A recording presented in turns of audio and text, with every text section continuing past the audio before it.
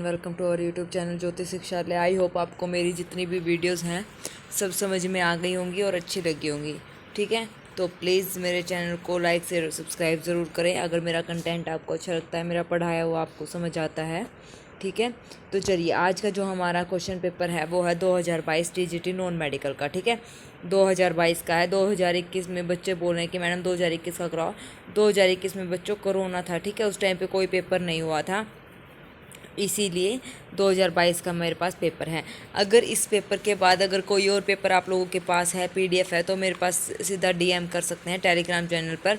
वहाँ पे मेरे पास आप पीडीएफ भेज देना, जो भी पेपर का सॉल्यूशन आपको चाहिए वो मिल जाएगा। ठीक है, तो चलिए 2022 का ये साइंस का नॉन मेडिकल का पेपर है, ये मैं आपको करवा रही हूँ। मैथ के इसमें लगभग 7 से लेके हमारे पास ये थे 40 तक के क्वेश्चन। ठीक है, 7 से 40 क्वेश्चन हमारे पास यहाँ पे थे।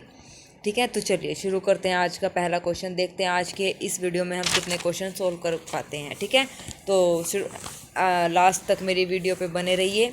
जो क्वेश्चन ना समझ आए वो कमेंट करके कमेंट में पूछ लेना। ठीक है, और मेरी वीडियोस अच्छी लगते हैं तो प्लीज़ लाइक शेयर सब्सक्राइब और एक अच्छा सा कमेंट, ठीक है, ज़रूर कर देना। ओके, चलिए आज का क्वेश्चन क्या कहता है। 7th, the sum of all the numbers found by using the digit 7, 8, 9।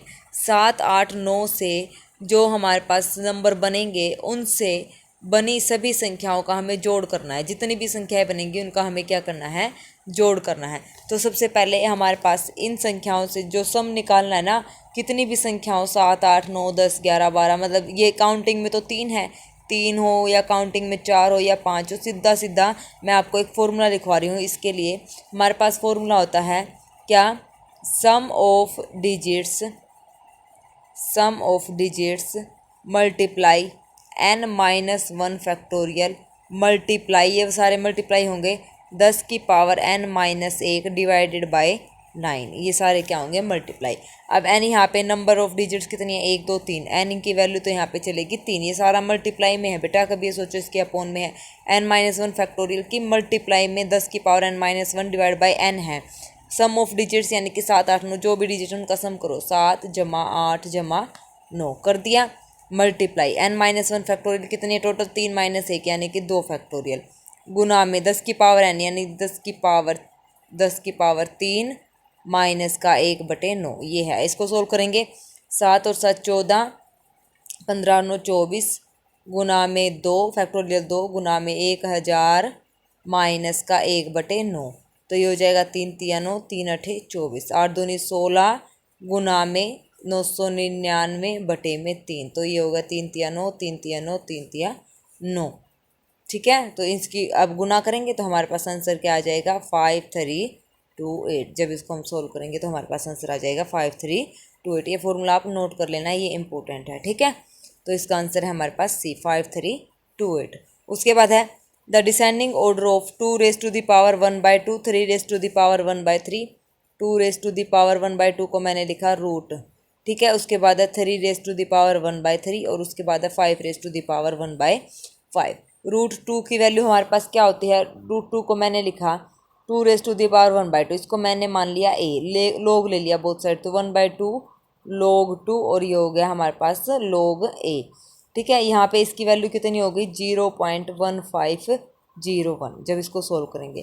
ठीक है, सिमिलरली यहाँ पे log b की वैल्यू हो जाएगी हमारे पास 1/3 आगे log 3। जब इसको सोल्व करेंगे तो ये log 3 की वैल्यू होती है 0.477/3। इसको 3 से डिवाइड कर देंगे। फिर उसके बाद 5 1/5 यानी कि इसको लिखेंगे 1/5 log 5। इसकी वैल्यू होती है log 5 की 0.699/5, 0.139। ठीक है, 1/3 log 3 इसकी वैल्यू थी हमारे पास 0.477/3 इज इक्वल टू 0.155। फिर उसके बाद है 1/2 log 2 और इसकी वैल्यू होती है 0.150 और 1। ठीक है, अब देखो इसमें डिसेंडिंग ऑर्डर में लिखना है ना, यानी कि घटते क्रम में। तो सबसे पहले हमारे पास क्या आएगा, ये सबसे पहले सबसे बड़ा, फिर उससे छोटा, फिर उससे छोटा। तो ये आ जाएगा फर्स्ट नंबर पे 3 की पावर 1/3, सेकंड पे 2 की पावर 1/2 और थर्ड पे 5 की पावर 1/5, यानी कि सबसे छोटा क्या है, 5 की पावर 1/5। 5। तो देखो 5 की पावर 1/5 इसमें है और इसमें है। 5 की पावर 1/5 से जो बड़ा है वो क्या है, 2 की पावर 1/2, यानी कि फर्स्ट ऑप्शन हमारा यहाँ पे करेक्ट है। ये लास्ट के 2 गलत है, इन दोनों में से चेक करना था, तो फर्स्ट ऑप्शन हमारा करेक्ट हो गया। If n is a whole number greater than 1, n जो है ग्रेटर देन 1 है, ठीक है, यानी कि n की वैल्यू 2 से शुरू हो रही है। तो ये बताना है कि ऑलवेज डिविजिबल किससे होगा, तो n की वैल्यू 2 पुट करो, 2 2 जा 4, 4 माइनस 1 कितना हो गया 12। उससे अगला क्या आएगा, 3 और पुट करके देखो, 12 तो ऑप्शन में है, यानी कि 12 से डिवाइड होगा, तो फर्स्ट ऑप्शन करेक्ट। तो दोबारा चेक करने के लिए मैंने n को 3 और रखा, तो 3 3 9, 9 माइनस 1 9 और 8, 8 नहीं में 72, 12 छिके 72, तो डिवाइड होता है, ये हमेशा 12 से डिवाइड होगा। Next question, the parameter of a circle is equal to the parameter of a square. जो पैरामीटर है सर्कल का, पैरामीटर यानी कि सरकमफ्रेंस होता है, यानी कि 2πr is equal to the parameter of a square. Parameter of square कितना होता है हमारे पास, पैरामीटर ऑफ स्क्वायर होता है 4a, तो ये हो जाएगा 2 2 जा 4, तो यानी कि πr is equal to 2a हमारे पास यहाँ पे वैल्यू हो गई। अब या उसके बाद the their area in the ratio, area निकालना है रेशो में। एरिया, सर्कल का एरिया हमारे पास होता है πr², और स्क्वायर का एरिया होता है हमारे पास a²। तो यहाँ से a की वैल्यू, या तो πr हमारे पास 2a गिवन है, तो हमें क्या करना है, यहाँ से a की वैल्यू हमें निकालनी है, तो ये हो जाएगा πr/2 यानी कि a। तो यहाँ पे पुट करो, ये πr² है, a² की वैल्यू यहाँ पे यानी कि π² r² बाय में 4, r² से r² कैंसिल, 1 पाई से 1 पाई कैंसिल, इधर बचा ये 4 इधर आ गया, 4 इज इक्वल टू यहाँ बचा पाई, ठीक है, 4 रेशो में, ये रेशो में, ठीक है, 4/पाई। तो अब देखो 4 रेशो पाई हमारे पास बचा, 4 रेशो पाई की वैल्यू 22/7, यहाँ पे 1 एलसीएम लेंगे तो 7 चौके 28/22 आ गया, तो 2 एकम 2, 2 चौके 8, 2 एकम 2, 2 एकम 2, 14/11, यानी कि सी ऑप्शन हमारा यहाँ पे करेक्ट हो गया। जैसे जैसे इसने बोल रखा ना, बस वैसे वैसे चलना है, अगर वैसे वैसे चलते रहे तो इसका कहना मानते रहे तो हमारा आंसर अपने आप निकल आएगा, ठीक है। Next, the area of a circle a square and equilateral triangle are equal. Square का, इक्विलेटर ट्रायंगल का और सर्कल का एरिया इक्वल है। If the parameter of the circle, the square and the triangle are CST, which of the following holds true. हमें बताना है कि इनमें से कौन सी कंडीशन हमारे पास सेटिस्फाई होगी।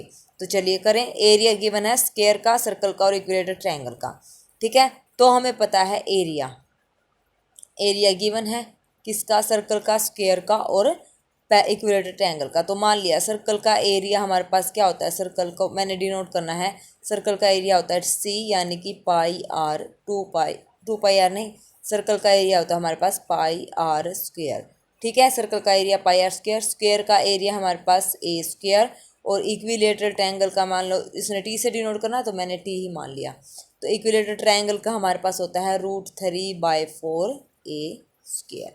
यही होता है हमारे पास या कुछ और होता है, यही होता है।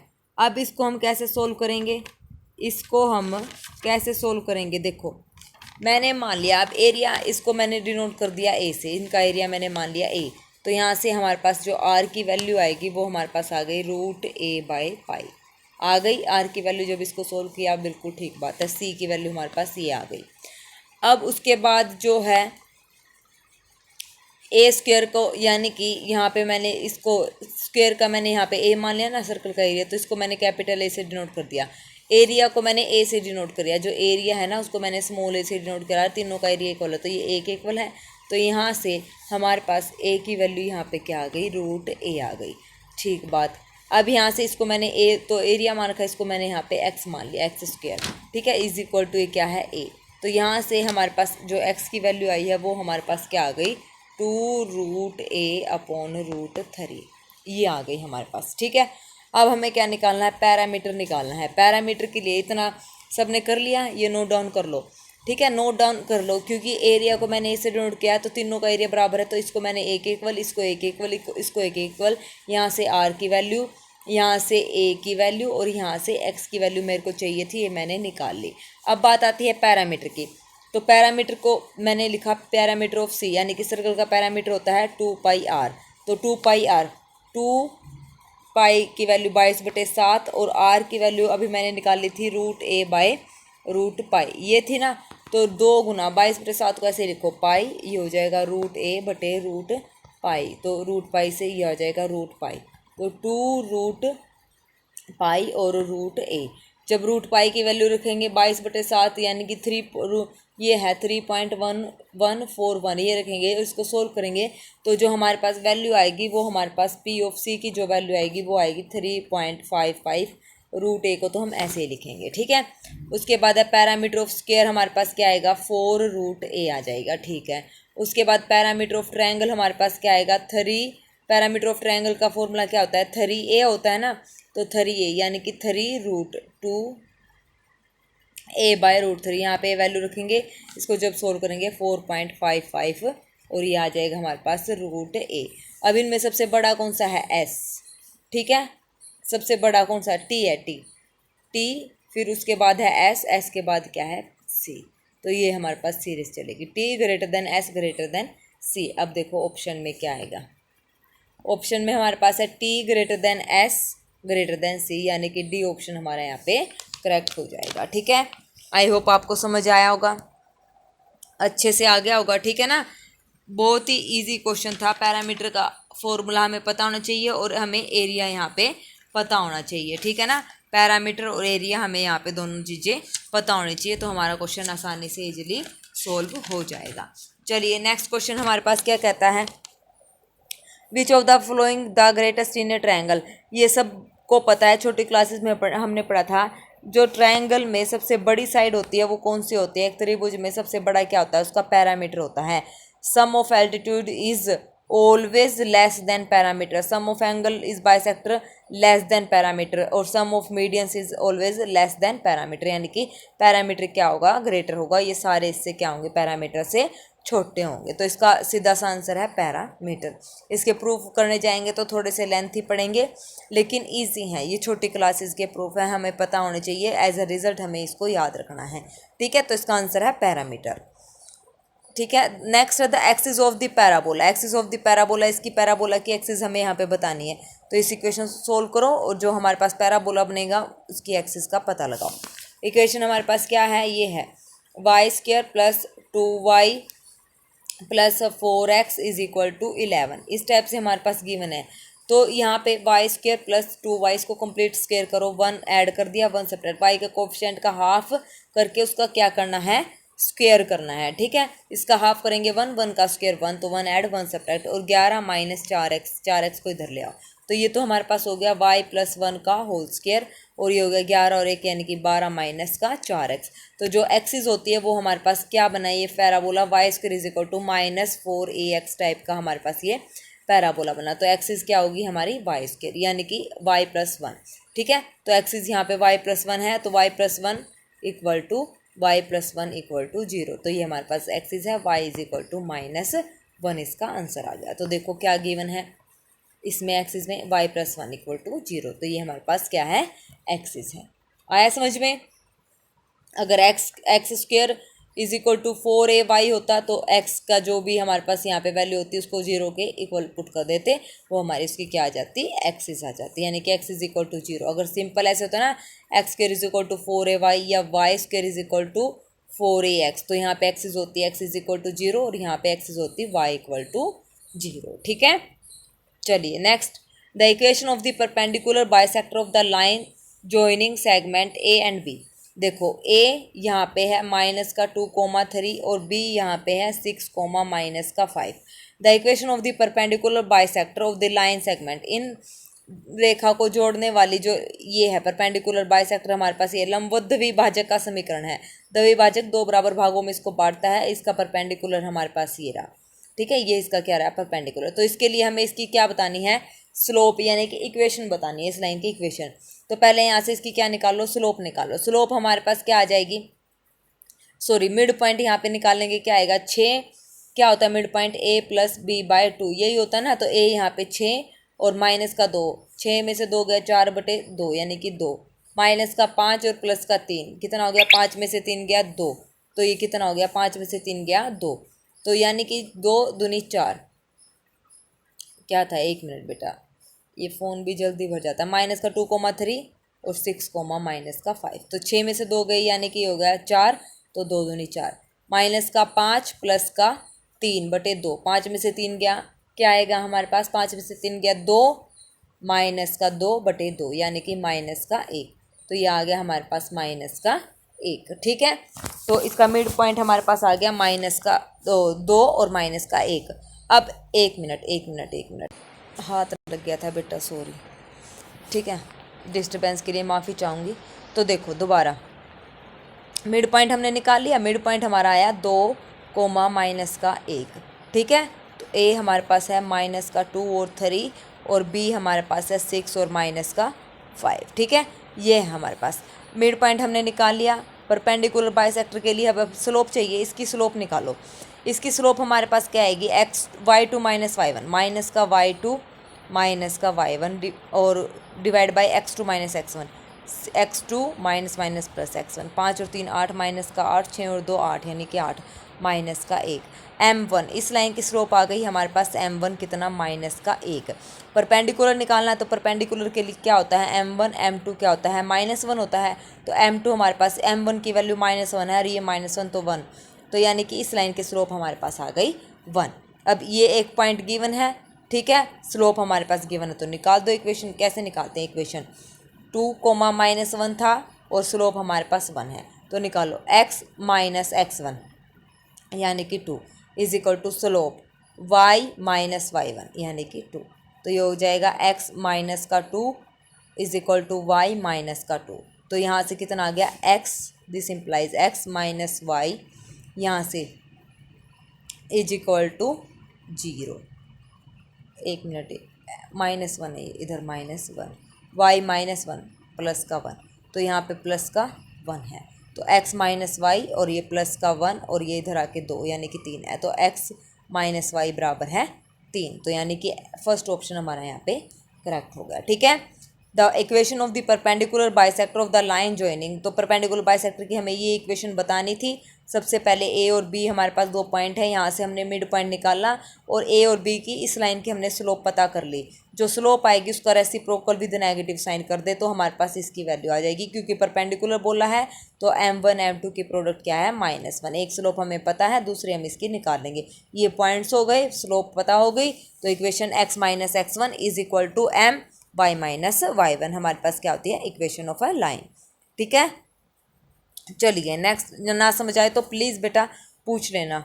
If the distance between straight line y is equal to M X plus C one, Y is equal to M X plus C two is mod of c1 minus c2 हमारे पास गिवन है। तो दो line के बीच का जो distance होता है वो क्या होता है हमारे पास, mod of c1 minus c2 divided by root क्या होता है, 1 प्लस m स्क्वेयर। यही होता है ना, A X plus B Y plus c1, A X plus B Y plus c2, c1 minus c2 और नीचे c1 डिस्टेंस क्या होता है, c1 minus c2 divided by A square plus B square. यही होता है ना, तो एक्चुअल डिस्टेंस हमारा ये है। ठीक है, इसको पूरा ना करने के बजाय साफ मैं इसको यहीं कर देती हूँ इरेजर लेके, और इसको थोड़ा सा बड़ा कर लेते हैं। ये हो गया, तो यहाँ से इरेज करेंगे, तो इसको इरेज कर लिया मैंने। और अब देखो ना, इसने परपेंडिकुलर ऑलरेडी यहाँ पे इसने डिस्टेंस बोल रखा है। तो इसने डिस्टेंस क्या बोला है यहाँ पे, ये दे रखा है mode of c1 minus c2, इसने डिस्टेंस दे रखा है। तो जब इसको मैं सोल्व करूँगी तो ये तो मोड अलग अलग हो गया, तो ये तो कैंसिल हो गया। तो हमारे पास क्या बचा, हमारे पास बचा 1 by root 1 plus m square is equal to 1। ये बचा मोड है। ठीक है, तो मोड हटाएंगे तो ये हो जाएगा 1 is equal to root 1 plus m square. Squaring मैंने बोथ साइड कर दी, तो 1 इज इक्वल टू यहाँ से कैंसिल, तो 1 प्लस m स्क्वेयर। तो m स्क्वेयर 1 से 1 कैंसिल इज इक्वल टू 0, तो m इज इक्वल टू 0। तो यहाँ से m की वैल्यू हमारे पास क्या आ गई, 0 आ गई। तो यानी कि सी ऑप्शन हमारा यहाँ पे करेक्ट हो गया। ठीक है, आया समझ में कैसे था, सी ऑप्शन हमारा यहाँ पे करेक्ट हो गया। चलिए next question, which of the following is measure of positional average. Measure of positional average जो होती है वो हमेशा क्या होती है, मीडियन होती है। निम्न में से कौन सा स्थितीय औसत का माप है। स्थितीय औसत जो होता है पोजिशनल एवरेज वो क्या होता है, हमारा मीडियन होता है। ठीक है, पोजिशनल एवरेज ये याद रखना आपने है। If R is the correlation coefficient then, अगर आर हमारे पास को रिलेशन कोफिशिएंट है तो रिजल्ट होता है जो आर होता है वो हमारा क्या होता है, लेस देन इक्वल टू 1 होता है। आर क्या होता है, लेस देन इक्वल टू 1। ये भी हमारा सीधा रिजल्ट डायरेक्ट यहाँ पे पूछा गया है। ठीक है, देखो 3 रिजल्ट हमसे पूछे गए हैं, तीनों आपने याद रखने हैं। 2022 का हमारा ये पेपर है टीजीटी नॉन मेडिकल का। ठीक है, टीजीटी नॉन मेडिकल का तो 3 रिजल्ट आ गए हैं, तीनों आपने याद रखना है।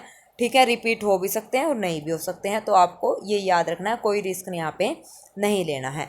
यदि ए हमारे पास इतना है, एक्स इतना है, बी इतना है, इसमें पुट करो, एन की वैल्यू निकालो। ए एक्स करेंगे 2 4 4 3, एक्स कितना है एन और 1, और ये कितना है 8 और 11, निकाल लो। तो ये हो जाएगा 2n + 4 = 8। मैंने ए की निकाला है और इसको 8 के इक्वल रख दिया, तो 2n = 8 में से 4 गया 4, n की वैल्यू कितनी आ गई हमारे पास 2। तो बी ऑप्शन हमारा यहाँ पे करेक्ट हो गया है। ठीक है, चलिए नेक्स्ट क्वेश्चन। यदि ए और बी स्वतंत्र घटनाएं हैं तो ए और बी इंडिपेंडेंट है, तो हमारे पास एक रिजल्ट होता है पी ऑफ ए रिजल्ट क्या होता है, रिजल्ट होता है P of A intersection B = P of A dot P of B होता है। ठीक है, इन दोनों की क्या होती है, गुणा होती है। ये हमारे पास रिजल्ट होता है। लेकिन इस क्वेश्चन में गड़बड़ी क्या है, देखो जब अगर इंडिपेंडेंट है तो ये 0 नहीं होगा, सबसे पहली बात। अगर intersection P of A intersection B = P of, ये कोई रिजल्ट नहीं होते हमारे पास, ये दोनों गलत हैं, ऐसा कोई रिजल्ट नहीं होता। पी ऑफ ए इंटरसेक्शन की वैल्यू अभी बताई मैंने, P of A into P of B होती है जब क्या होता है, इंडिपेंडेंट होते हैं। तो अब यहाँ पे बाकायदा यहाँ पे इंटरसेक्शन की जगह अगर ये बीच में पॉइंट लगाते तो हमारा बी ऑप्शन यहाँ पे करेक्ट हो जाता। लेकिन इस क्वेश्चन पे बच्चों ने वो ऑब्जेक्शन लगाया था। ठीक है, तो शायद उनको नंबर भी मिले थे, लेकिन इसमें ये गलती है कि P of A intersection B, यहाँ पे P of A into P of B आना था, ये कोई रिजल्ट नहीं है। P of A plus B = P of A intersection B. मैं प्रूव करके दिखाती हूँ। देखो ए मैंने कोई सेट ले लिया 1 2 3, और बी मैंने यहाँ पे कोई सेट ले लिया मान लो 3। P of A intersection B हमारे पास कितना आया, P of A intersection B हमारे पास आया कितना 3। पी ऑफ ए कितने एलिमेंट है पी ऑफ ए में, अब ये पी ऑफ ए में कितने एलिमेंट है 3, पी ऑफ बी में कितने एलिमेंट है 1, तो ये कितना आया 4। तो ये दोनों तो क्या है, बराबर नहीं हुए, तो इसका मतलब ये रिजल्ट हमारे पास नहीं है। तो आई बात समझ में, तो ये रिजल्ट हमारे पास नहीं होते। इसमें ऑप्शन पे ऑब्जेक्शन था, तो यहाँ पे ये होना चाहिए था, इंटरसेक्शन की जगह मल्टीप्लाई आनी चाहिए था। पता चला, तो इसका सी ऑप्शन भी जिसने भी लगा रखा वो गलत है, ये ऐसा पॉसिबल नहीं है। इंडिपेंडेंट के लिए सिर्फ ए की बात होती है, इन पी ऑफ ए इंटरसेक्शन भी जो होता है P of A into P of B होता है। ठीक है, चलिए next. The value of given function cot X minus tangent X = divided by cot 2x। ये दिखने में तो थोड़ा सा भयंकर लग रहा है कि इतना बड़ा कैसे सोल्व होगा, तो कुछ नहीं है इसमें। कोट 2x को मैंने लिखा 1 कोट x, हमारे पास क्या होता है टेंजेंट x होता है ना, तो कोट 2x को मैंने लिखा टेंजेंट 2x, और cot x minus tangent x as इस चीज़ रखा, cot x minus tangent x। क्यों ना मैं टेंजेंट x को लिख दिया 1 कोट x, लिख सकती हूँ, बिल्कुल लिख सकती हूँ, लिख दिया। अब क्या करें, ये टेंजेंट 2x तो एज इट इज़ रखो, और यहाँ पे एलसीएम लो, तो ये हो जाएगा cot square x - 1 divided by cot x। ठीक है, ये हो गया। अब मैंने क्या किया, यहाँ पे 2 से मल्टीप्लाई कर दिया और 2 से मैंने यहाँ पे डिवाइड कर दिया। इतना करने के बाद आपने कुछ नहीं करना, एक फॉर्मूला आपने यहाँ पे याद रखना है, और वो फॉर्मूला कौन सा है मैं आपको एक साफ से पेज पे लिखवा रही हूँ। वो फॉर्मूला ये है, cot of x plus Y का फॉर्मूला क्या है, cot x cot y minus का 1 divided by cot x plus cot y, ये है। ठीक है, अब मैंने वहाँ पे कोट ये था, ऊपर हमारे पास क्या था, cot square x - 1 divided by 2 cot x, क्योंकि मैंने 2 से मल्टीप्लाई करी थी, 2 से डिवाइड करा था। कोट स्क्वायर x है, तो यहाँ पे इसका मतलब y की जगह मैंने यहाँ पे रखा है कोट x। ठीक है, तभी तो कोट स्क्वायर x बनेगा, और 2 इसलिए लिखा क्योंकि cot x plus cot x cot 2 cot x हो जाता, इसलिए 2 से मल्टीप्लाई 2 से डिवाइड। तो ये फॉर्मूला लगा दो। ये फॉर्मूला जब मैं लगाऊंगी तो कोट x प्लस वाई यानी कि हो जाएगा कोट x प्लस x यानी कि 2x, कोट 2x। और इसके बाहर हमारे पास क्या था, टेंजेंट 2x, तो ये था हमारे पास टेंजेंट 2x, उधर मैंने 2 भी था साथ में, 2 टेंजेंट 2, क्योंकि 2 से मल्टीप्लाई 2 से डिवाइड करा था, और ये हमारे पास बन गया टेंजेंट, ये बन गया हमारे पास formula cot 2x x plus x का। ठीक है, तो 2 टेंजेंट 2x कोट 2x को मैंने लिखा 1 टेंजेंट x, तो इससे ये कैंसिल हो गया, रेसिप्रोकल होता है, तो क्या बचा हमारे पास 2 बच गया। था ना इजी क्वेश्चन, तो इसका मतलब हमारे पास इसका आंसर जो आया वो क्या आया, 2 आया है। ठीक है, चलिए next, the principal value of tangent root 3। Tangent root 3 की वैल्यू तो सबको पता है क्या होती है, पाई/3 माइनस का कोट इनवर्स माइनस रूट 3। अब देखो कोट इनवर्स माइनस रूट 3 को मैंने सोल्व करना है। मैंने मान लिया कोट इनवर्स माइनस रूट 3, इसको मैंने माना क्या, क्या मान सकती हूँ, कुछ नहीं मान सकती, इसको पाई में से घटा दो माइनस साइन अरेंज करने के लिए, ये हो गया कोट इनवर्स रूट 3। ठीक है, pi minus cot inverse root 3 की वैल्यू होती है पाई/6, तो ये हो गया 5 पाई/6। ठीक है, कितना आया 5 पाई/6। तो अब यहाँ पे इसकी वैल्यू रख दो, ये कोट टेंजेंट इनवर्स रूट 3 की वैल्यू पाई/3 और इसकी -5/6। ठीक है ना, माइनस अरेंज करने के लिए पाई में से घटा दिया। ट्रिग्नोमेट्री के मेरी क्लास देखना, उसमें वे सारे रिजल्ट मैंने आपको बताए हुए हैं। तो इसको जब सोल्व करेंगे तो -π/2 यानी कि बी ऑप्शन हमारा करेक्ट हो गया है। ठीक है, बी ऑप्शन हमारा यहाँ पे करेक्ट हो गया। उसके बाद है the value of the following, इसकी वैल्यू निकालो। टेंजेंट इसका डेटरमिनेंट कराओ, तो ये हो जाएगा tangent square X minus secant square x. Formula identity क्या होती है हमारे पास, माइनस मैंने कॉमन लिया तो secant square X minus tangent square x. ये आइडेंटिटी 1 के इक्वल होती है, तो माइनस का 1 आ गया। 1 को मैंने लिखा माइनस का 1 को मैंने लिखा sine square X plus cos square X, minus अंदर लेके, तो आंसर देखो क्या है, minus sine square X minus cos square X. तो डी ऑप्शन हमारा यहाँ पे करेक्ट है ना, इजी क्वेश्चन। चलिए नेक्स्ट 23rd क्वेश्चन क्या कहता है, if d is equal to 1 यानी कि degree 1 degree, r is equal to 1 radian and g is equal to 1 gradian. ठीक है, सबको एक बात पता है, देखो हमें ये रिजल्ट बताना है। देखो ऊपर लिख रही हूँ मैं, 180 डिग्री किसके इक्वल होती है, पाई रेडियन के इक्वल होती है। 1 डिग्री किसके इक्वल हो गया, पाई/180 रेडियन। तो ये किसकी इक्विवेलेंट होती है, ये हमारे पास होती है 3.14180 रेडियन। और रेडियन कितनी दे रखी है हमारे पास 1, r इज इक्वल टू 1, तो ये लेस देन क्या होगी 1, डिग्री क्या होगी लेस देन 1। ठीक है, आई बात समझ में, डिग्री हमारे पास क्या होगी लेस देन रेडियन। ठीक है, डिग्री की वैल्यू हमारी क्या निकली थी 3.14/180 और r हमारे पास है कितना 1, तो ये हो गया result d less than r। उसके बाद क्या बोला है, ग्रेडियंट की बात है। अब देखो ग्रेडियंट के लिए क्या प्रूव करना है, ग्रेडियंट के लिए 100 ग्रेडियंट हमारे पास होता है एक राइट एंगल 90 डिग्री के इक्वल। 100 ग्रेडियंट जो होता है 90 डिग्री, तो 1 ग्रेडियंट हमारे पास कितना हो गया 90/100 डिग्री। ठीक है, तो अब 1 ग्रेडियंट इज ओनली, इसका मतलब क्या है, 1 ग्रेडियंट इज ओनली कितना है 90%।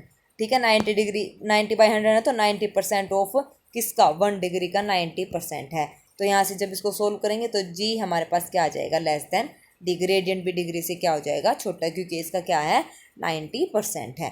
तो रिजल्ट हमारे पास कंक्लूजन क्या निकला, जी लेस देन डी और डी लेस देन आर। तो ये कंक्लूजन हमारे पास निकला है।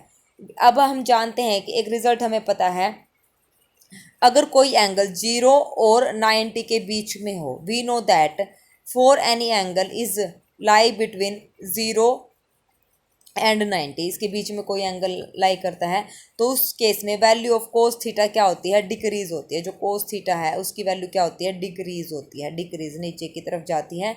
और the value of theta is increase, और थीटा की वैल्यू क्या होती है, इंक्रीज होती है। थीटा तो बढ़ता रहता है और कोस थीटा जो है वो घटता रहता है।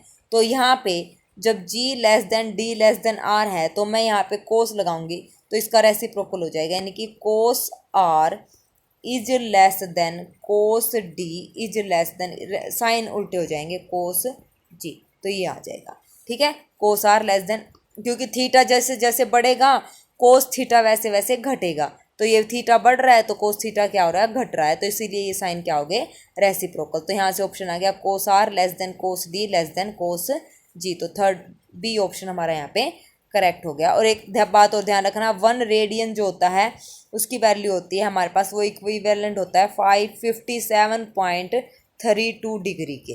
57, ये बात याद रख लेना, कई बार ज़्यादा मतलब रिजल्ट भी पूछ लेते कि 1 radian is equal to 57.32 degree equivalent to. ठीक है, आया समझ में। चलिए नेक्स्ट क्वेश्चन हमारे पास है 24, if P is an square matrix then P plus, ये हमको पता है अगर कोई भी स्क्वायर मैट्रिक्स है, रियल स्क्वायर मैट्रिक्स है, तो sum of transpose and this matrix is always a symmetric matrix. Sum and वो लिखते हैं ना, A symmetric matrix and a skew symmetric matrix also represent by a sum of symmetric and skew symmetric 1/2।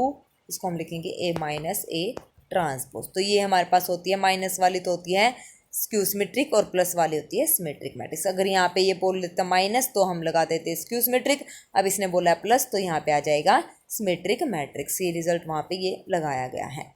Next, the determinant of the given matrix. इस matrix का determinant निकालो। दिखने में तो बड़ी भयंकर लग रही है, लेकिन डेटरमिनेंट कैसे निकालना है, ऑपरेशन लगाओ। मैंने इसमें से इसको घटा दिया तो ये हो गया 0 0 0, यहाँ बचा 1। फिर मैंने ऊपर वाले में से घटाया, ये हो गया 0 0, यहाँ बचा 1 और ये हो गया 0। फिर इसमें से घटाया 0, यहाँ बचा 1, ये हो गया 0 और 0, ऊपर वाली एज इट इज़। तो ये होगी हमारे पास आइडेंटिटी। इसका निकालो 2022 का डेटरमिनेंट 4×4 का सबको पता है, ये ऐसे, तो इसका 1 0 0 0 1 0 0 0 1 माइनस 2021 करेंगे। फिर उसके बाद तो ये सारे लो 0 है ना, तो ये कैंसिल करेंगे, ये कैंसिल, तो हमें मतलब आगे सबका डेटरमिनेंट क्या आ जाएगा 0। तो 2022 ये आइडेंटिटी है, 2022 इंटू आइडेंटिटी क्या हो जाएगा 2022, यानी कि डी ऑप्शन हमारा करेक्ट हो जाएगा। ठीक है, आया समझ में। चलिए next question. If a set A has N elements then the number of element in the power set. A set के अंदर है एन एलिमेंट है, तो उसकी पावर सेट में कितने होंगे। पावर सेट का फॉर्मूला क्या है 2⁻n, यानी कि ए ऑप्शन करेक्ट हो गया। Next, X square is equal to हमारे पास 16 है और 4x इज इक्वल टू 8 है। तो हमें बताना है कि ये किसके इक्वल होगा, यानी कि x ऐसा कौन सा नंबर होगा जो इसमें सेटिस्फाई करेगा। तो ये सेट कैसा बनेगा, सेट के अंदर कौन कौन से एलिमेंट आएंगे। तो देखो मैंने इसको सोल्व करना है, तो x की वैल्यू हमारे पास आ गई 2। क्या मैं इधर 2 रखूँ तो ये इक्वल आएगा 2 2 4 इज इक्वल टू 16, ये कभी भी इक्वल नहीं होगा। तो ये सेट कैसा है हमारे पास एम्प्टी है, यानी कि 5, कोई भी एलिमेंट यहाँ पे नहीं है। तो यानी कि सी ऑप्शन हमारा यहाँ पे करेक्ट हो गया है। ठीक है, सी ऑप्शन हमारा यहाँ पे करेक्ट हो गया है। Next, if A M and H M between two numbers are 27 and 12।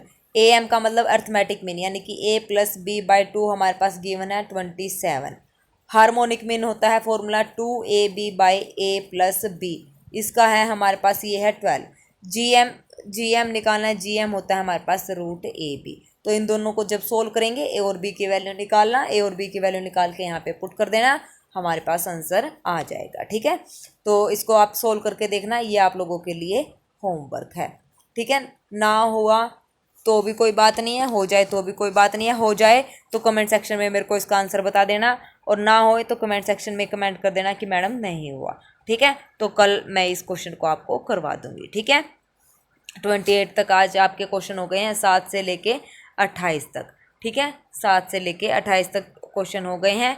हमारे टोटल थे कितने 31, मतलब ये 40, तो 10 क्वेश्चन ये, और 10 11 12 13 क्वेश्चन हमारे, 12 क्वेश्चन हमारे यहाँ पे रह गए हैं। ठीक है, 12 यहाँ तक मैंने आपको करा दिया। कितने क्वेश्चन किए आज हमने 8 क्वेश्चन तो ये किए 8, और 11 से 20 कितने हो गए 10, यानी कि 18 और 19 20 21 22 क्वेश्चन हमने यहाँ पे आज कर दिए हैं। ठीक है, 22 क्वेश्चन मैंने यहाँ पे कर दिए हैं, 13 हमारे यहाँ पे रहते हैं, 3 और 2 5, 2 और 1 3, यानी कि टोटल 35 क्वेश्चन हमारे पास थे।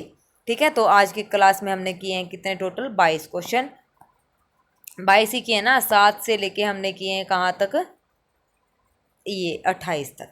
ठीक है, 7 से लेके हमने किए हैं 28 तक। 11 से 20 तो 10 और ये हो गए हमारे 18 19 20 21 और 22। ठीक है, चलिए फिर आज के लिए बस इतना ही, कल हम इसको कंप्लीट कर देंगे। बाकी के जो 13 क्वेश्चन हमारे रहते हैं, 12 क्वेश्चन जो हमारे रहते हैं, कल हम कर लेंगे इसको कंप्लीट। और अगर इसके बाद किसी के पास कोई और पीडीएफ है किसी भी पेपर का, और या मतलब आपको चाहते हैं कि आपको ये पेपर अब सोल्व करना है या कोई प्रीवियस पेपर करना है, तो मुझे कमेंट सेक्शन में कमेंट करके बता देना, पीडीएफ मेरे पास टेलीग्राम चैनल पर भेज देना। ठीक है, तो ये क्वेश्चन पेपर पूरा होने के बाद मैं वो आपको करवा दूंगी। कल ये क्वेश्चन पेपर हमारा कंप्लीट हो जाएगा। ठीक है, तो चलिए मिलते हैं फिर कल इसी क्वेश्चन पेपर के साथ, नई क्लास में नए क्वेश्चंस के साथ। ओके, तो चलिए, thank you very much, have a nice day.